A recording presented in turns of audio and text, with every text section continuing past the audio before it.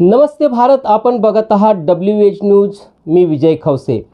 सन 1905 पासून म्हणजे स्वातंत्र्यपूर्व काळापासून सुरू झालेल्या स्वतंत्र विदर्भाच्या चळवळीला 116 वर्षे लोटली आहे.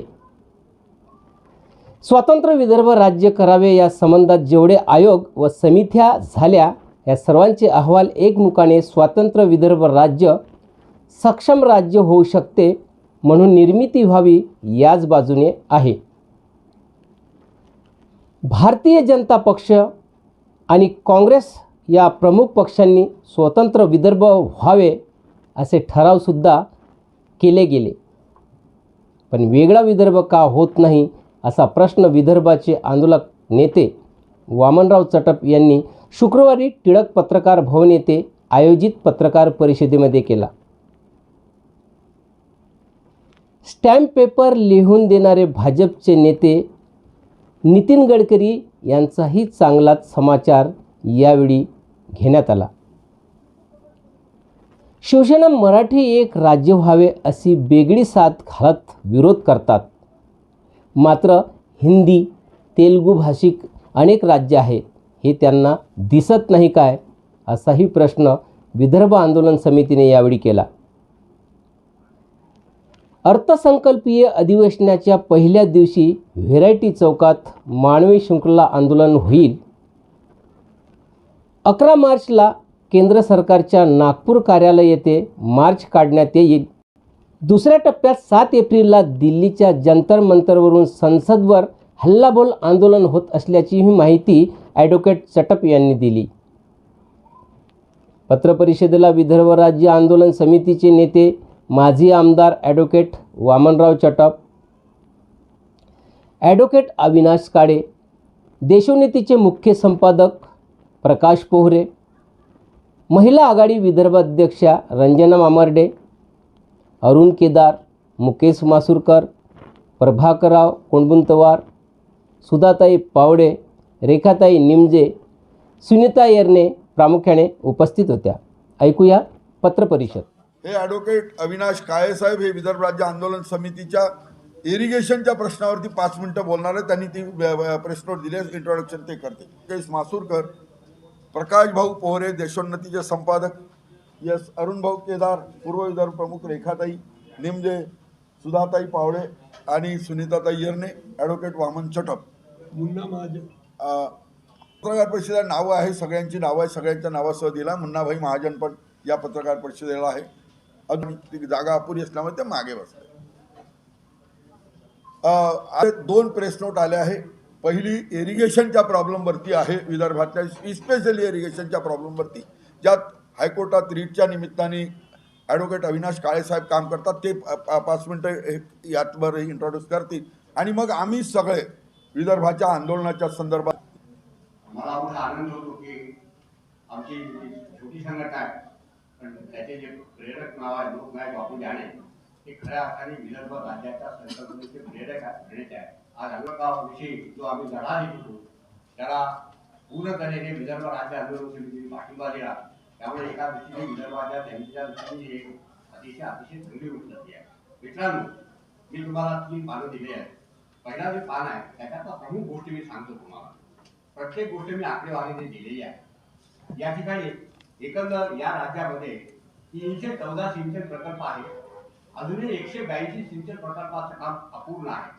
पैसे किती खर्च झाले आहेत ते 2014 ते 2019 पर्यंत 17,510 कोटी रुपये खर्च झालेले आहेत. शिवाय भुसी खुर्दसाठी राष्ट्रीय प्रकल्प घोषित केल्यामुळे 18,497 कोटी रुपये मिळालेले आहेत. एवढा प्रचंड खर्च झालेला आहे. आणि मी जी आकडेवारी दिली सरकारने सिंचन महामंडळाने सांगितलेली आकडेवारी आहे. सिंचन महामंडळ काय म्हणते की आम्ही टाईप 1 त्या प्रकल्पावर काम करत आहोत, म्हणजे ज्याचा सगळ्या मान्यता दिल्याने काम सुरू झालेलं आहे. जवळजवळ 10, 12, 15 वर्षांपासून काम चालू झालं आहे. किती आहे ते किती हेक्टर जमीन आहे? 5,29,483. जवळजवळ 5 लाख हेक्टर जमिनीवर काम चालू आहे. आतापर्यंत त्यांच्या म्हणण्याप्रमाणे किती जमीन सिंचनाखाली आली ही मी म्हणते सगळी आकडेवारी सिंचन महामंडळाने दिलेली आहे. 99,640 म्हणजे इतका खर्च करून 1,00,000 हेक्टर जमीन देखील पूर्णपणे पाण्याखाली आली नाही. आणि याच्याशिवाय टाईप 2 आणि टाईप 3 म्हणजे ज्यांचे टाईप 2 म्हणजे ज्याला फक्त आमची मान्यता मिळायची राहिली आणि टाईप 3 म्हणजे ज्यांना अजून मान्यता मिळाली नाही, अशी जी जमीन आहे ते सगळी जमीन ही किती आहे ते तुम्हाला सांगतो. 10,27,475 हेक्टर जमीन आहे. आता मला सांगा, यापैकी 10% जमीन सरकार म्हणजे सिंचन महामंडळ की 2018 पर्यंत आम्ही 10% जमीन उडीचा टाकली आहे. आणि त्यांनी काय सांगितलंय, 21 सालापर्यंत संपूर्ण जमीन सिंचनाखाली आणणार. हे सरकारने सांगितलेलं आहे.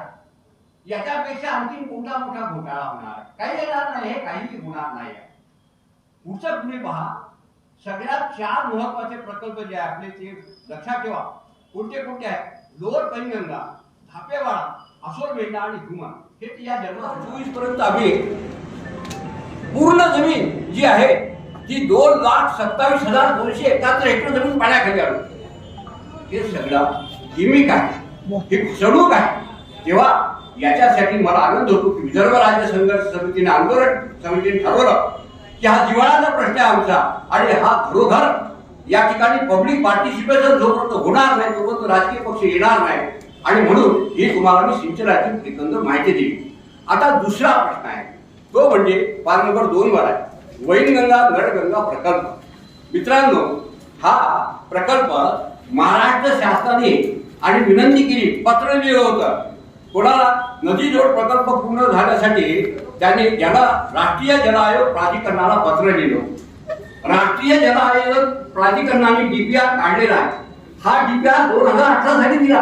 डीपीआर म्हणजे डिटेल प्रोजेक्ट रिपोर्ट.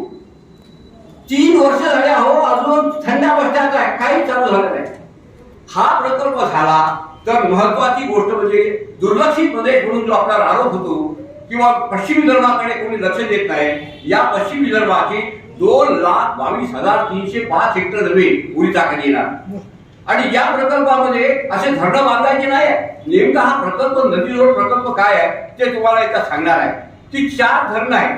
घोषित वाया जाणारं पाणी म्हणजे आपलं सरकार इतकं नाकर्द आहे, महाराष्ट्र राज्य सरकार, या सरकारने आपलं पाणी विकलं केलं.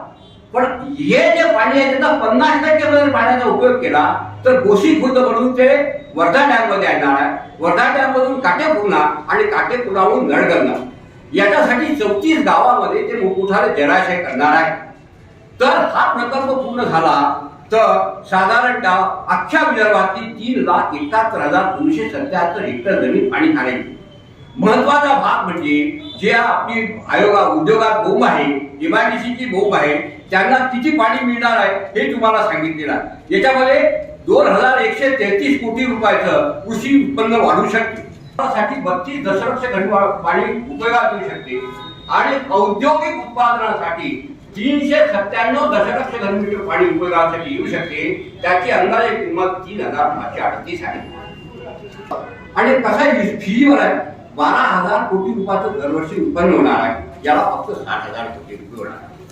आता हे माझं तुम्हाला एक माहिती आहे. आता 2 मिनिटं सांगतो की मोदी साहेबांनी, तुम्ही विसरले असाल तर मला माहित नाही, केन बेतवा प्रकरणासाठी, हे केन बेतवा नदीजोड प्रकल्प आहे तो तर आपल्या नंतर आलेला आहे.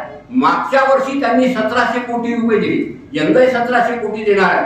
45,000 कोटी रुपये खर्च करून केन बेतवा नदीजोड प्रकल्प ते 4 वर्षात पूर्ण करणार आहे. राष्ट्रीय प्रकल्प त्याला जाहीर केलेला आहे. मग तिथे असं आहे की इथे का? आणि दुसरी गोष्ट असं की मोदी साहेबांनी आता संसदेमध्ये बोलले होते, अयोध्या सरयू परियोजना योजना आहे. या परियोजनेत मोदी साहेबांनी सांगितलं होतं की 100% वाढ झाली किमतीमध्ये, तरी पण आम्ही तो पूर्णत्वात केला. 10,00,000 हेक्टर जमीन उत्तर प्रदेशातील त्यांनी ओडिशाखाली आणली. मग विदर्भासाठी होऊ शकत नाही का? होऊ शकेल, पण हे तेव्हाच होणार आहे जोपर्यंत आम्हाला आमची आर्थिक गुलामगिरीतून सुटका होणार नाही, तोपर्यंत आम्हाला संवैधानिक न्याय मिळू शकत नाही. हे माझं ठाम मत आहे. आणि जे जे कोणी विदर्भाची गोष्ट करतील त्या लोकांबरोबर आमची संघटना नम्रपणे त्यांच्याबरोबर राहणार आहे. आणि मी खरोखर चट्टल साहेबांना धन्यवाद देतो की त्यांनी हा विषय आणि मोठ्या प्रमाणामध्ये उजागर करण्याचा प्रयत्न केला. त्याला माझा आमचं शिवशाही आम्ही विदर्भ राज्य आंदोलन समितीने विदर्भ मिळवून या भूमिकेसाठी 2023च्या विदर्भ मिळवायचा या दृष्टीने म्हणून एक ब्ल्यूप्रिंट तयार केला आणि कार्यक्रमाची घोषणा केली. पहिलं आंदोलन जाहीर केलं 28 तारखेला, ज्या दिवशी महाराष्ट्र सरकारने किंवा महाराष्ट्राच्या विधिमंडळाने जाहीर केलं होतं बिझनेस ऍडवायझरी कमिटीची मीटिंग घेऊन की अर्थसंकल्पीय अधिवेशन 28 फरवरीला नागपुरात होईल. दुसऱ्या कामकाज सल्लागार समिती सांगितले 16 तारखेपासून विधिमंडळाचं कार्यालय नागपुरात सुरू होईल. आणि आता त्यांनी ही तारीख बदलली.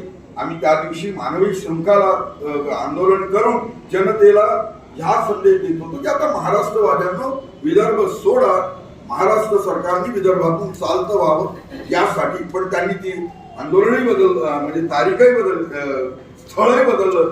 निमित्त काय सांगितलं तर दुसरी बिन आमदारांना राहायला नाही कारण कोरोना आहे, सेंट्रल हॉल उपलब्ध नाही. कारण ज्या वेळेला पहिलं अधिवेशन होतं अर्थसंकल्पीय अधिवेशनाच्या आधी राज्यपालाचं, तेव्हा खालच्या हाऊसचे 250 आणि वरच्या हाऊसचे 78 मधल्या 12 रिक्त आहे, म्हणजे 66 सगळ्यांना मिळून एका जागी ऍड्रेस होते. तेवढा सेंट्रल हॉल नाही म्हणून त्यांनी म्हटलं की हे होत नाही. मग एक गोष्ट सरळ आहे, त्यांना हे माहित नव्हतं का कोरोनासाठी नंबर 2 बिन दिली आहे, सार्वजनिक बांधकाम विभागाच्या हातात आहे, मग काय करतोय. दुसरं त्यांना माहित नव्हतं का एवढे माणसं बसतील खालच्या आणि वरच्या हाऊसच्या सभागृहात बसतील, एवढं हे नाही. फक्त त्यांनी आम्हाला तोंडाला पानं पुसली.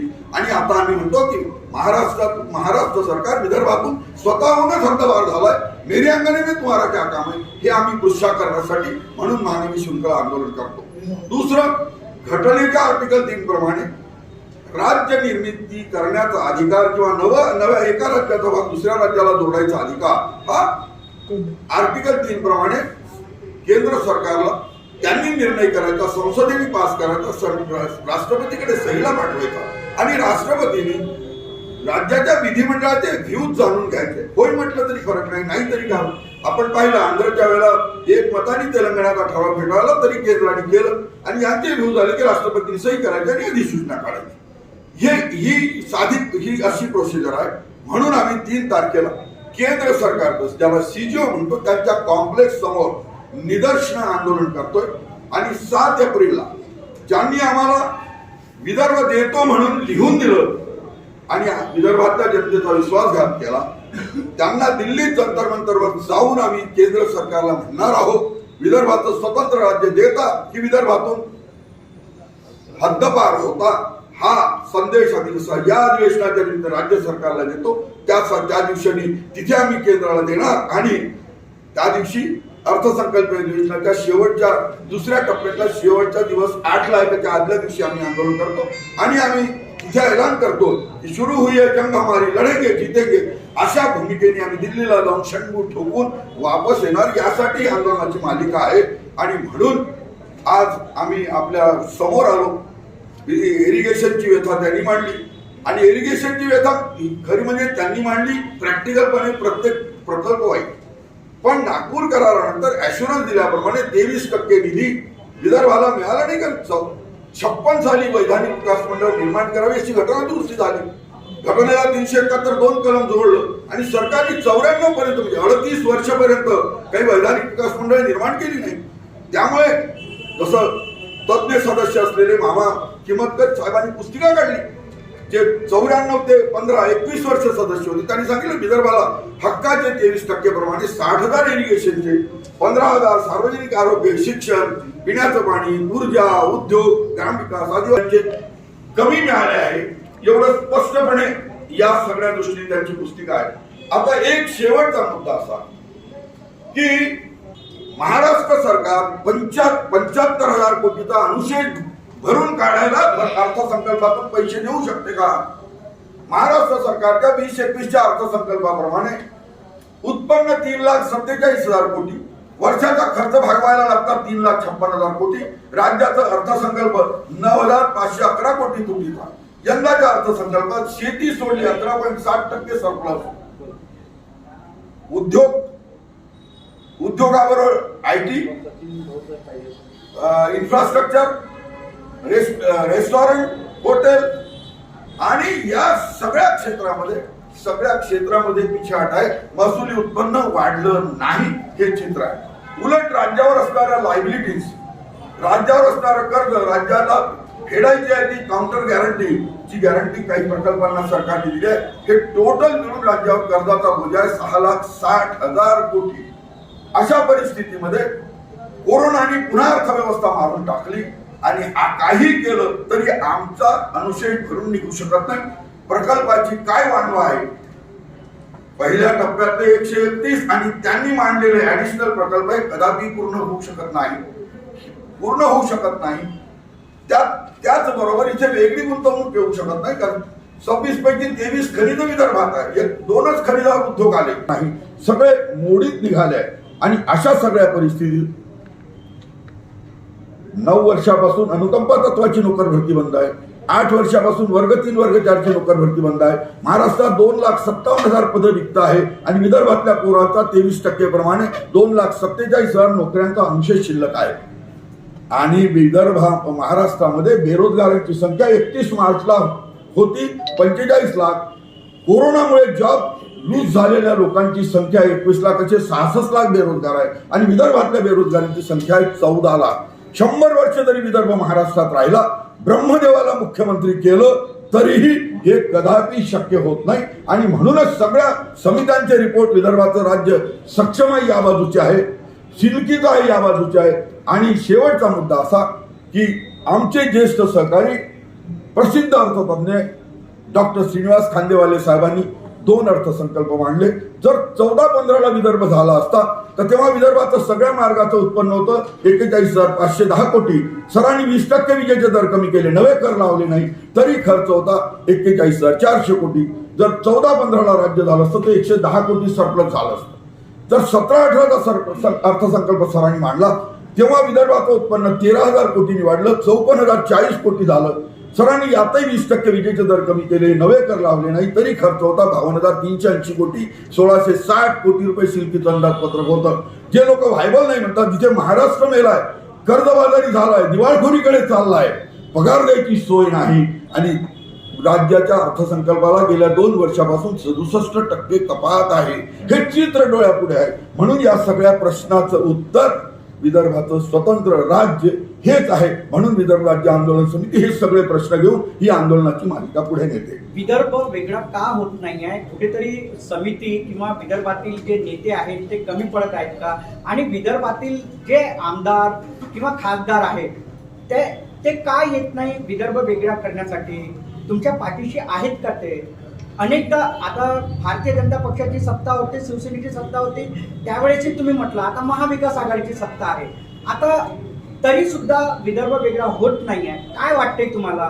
कमी पडतात. एक गोष्ट सरळ आहे सर, ज्या वेळेला जनतेला दिलेली अभिवचनं, आश्वासनं याची परिपूर्ती करून निर्णय प्रक्रियेत उमटत नाही आणि त्याचं प्रतिबिंब संसदेत किंवा विधिमंडळात उमटत नाही, अशा वेळेला बेजबाबदार लोकप्रतिनिधींना जबाब विचारायसाठी, आपल्या मागणीसाठी शासन झाले खुळे म्हणून नागरिकांना पुढे यावं लागतं.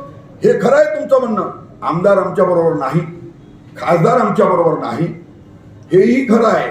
पण एक गोष्ट सरळ आहे, ज्यांनी लिहून दिलं गडकरी साहेबांनी, त्यांच्या नेत्यांनी, आजी माजी अध्यक्ष मुनगंटीवार आणि यांनी आपले विरोधी पक्षनेते फडणवीस यांनी विदर्भाचा जागर केला. सत्तेत आलो तर विदर्भ देऊ म्हटलं. पण एक गोष्ट लक्षात ठेवायची आहे, power corrupt absolute, power corrupt absolute. सत्ता माणसाला भ्रष्ट करते, कारण बोललेलं अभिवचन पाळू देत नाही. दुसरं असं शनिवार नावाच्या धड्यातलं वाक्य आहे की सत्ता आणि संपत्ती दुर्गुण आहे. सत्ता आणि संपत्तीचा दर्प म्हणजे वास इतका मादक असतो की कोणत्याही व्यक्ती वा संस्थेच्या नाकापाशी गेला की त्याला क्लोरोफॉर्म द्यायची गरज पडत नाही, नजाकत आली जाते, माणूस आपोआपच बेहोश होतो. आणि हे रामाचं नाव घेऊन सत्तेत आले म्हणून हेही काही त्याला अपवाद ठरले नाही. राम नेवले सारखे तुमच्या सोबत होते, पण आता ते आहेत नाही. त्यांनी वेगवेगळ्या विदर्भासाठी अनेक प्रयत्न केले, तुम्ही सुद्धा त्यांच्या टीमचे आहात. मला सांगा की आता तुम्ही म्हणता की 2023 पर्यंत वेगळा विदर्भ झाला पाहिजे. शक्य नाही, कारण तुमच्यामध्ये म्हणजे तरुणाईंनी तुमच्यामध्ये यायला पाहिजे. यासाठी तुमची समिती काय करणार आहे? आमची समिती आम्ही पहिल्या टप्प्यात 2 वर्षाआधी 150 कॉलेजेसमध्ये गेलो. आता आम्ही आज पुन्हा श्री गणेशा केला, पुन्हा आम्ही पहिल्या 151व्या कॉलेजमध्ये आज गेलो आणि आम्ही ही जागृती करणार, वर्षभर करणार. आणि मी खात्री देतो की आम्हाला विदर्भाचं राज्य मिळेल आणि विदर्भाचं राज्य मिळून आम्ही नव्या पिढीच्या स्वाधीन करू. आपण काही चिंता करायचं कारण नाही, कारण शेवटी आपण ऑब्झर्वर आहात, आपणच आमचे डोळे आहे. हा सगळा विषय आपण लोकांपुढे नेतो. आमदार खासदार नसले सोबत तरी सुद्धा जनतेने एकदा मनाशी ठरवलं तर जनता सरकारला बेहयाई बनव बेहयाई हजार बरकत म्हणून कामपेल करू शकते, लाईन ऑर्डर खराब करू शकते. सध्या आम्ही गांधीजीच्या मार्गाने चाललो, पण आपल्याला माहित आहे गांधीजींनी दांडी यात्रा सुरू केली तेव्हा 27 माणसांनी, नंतर झाले 86 आणि शेवटी गांधीजींनी 9 ऑगस्ट 42ला संदेश दिला.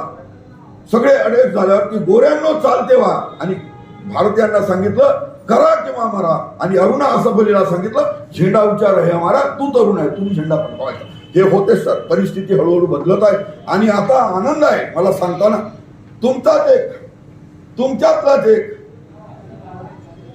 संपादक देशोन्नतीचे हे आता आमच्याबरोबर आले. यांनी 14 पासून मालिका सुरू केली आहे, जागते रहा टाव फोडायला सुरुवात केली आहे. आणि जेव्हा तुम्ही हे सगळं आंदोलन मोठं करायसाठी सातत्याने या बातम्या देता, जनजागृती होत आहे सर. हे 117 वर्षाचं जुनं आंदोलन आहे.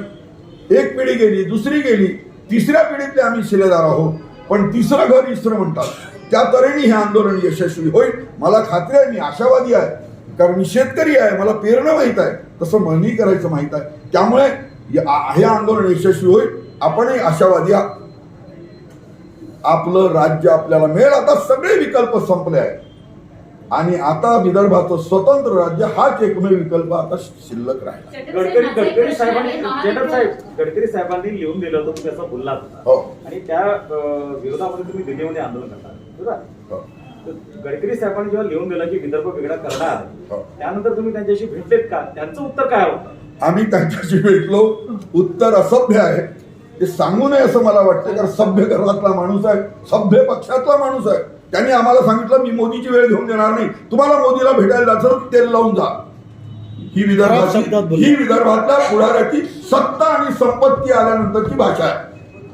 आम्ही त्यांच्या घरावर 20,000 लोक घेऊन गेलो. हे साक्षीदार आहे. यांनी स्वतः सांगितलं की 20,000 लोक येत आहे. आमचं काम आम्ही केलं आणि दिल्लीला जाऊन आम्ही म्हणणार देता की जाता की विदर्भातल्या जनतेच्या मरेपर्यंत लाता खाता ह्याही पृच्छा करून आम्ही वापस येणार. भेट कधी झाली होती गडकरींची? गडकरी सोबत नवं सरकार आल्यानंतर 14 नंतर. म्हणजे विदर्भ देत नाही असं त्यांनी सरळ सरळ बोलले. देत नाही असं नाही म्हटलं, लिहून तर दिलाय. 100 बकायक लिखा.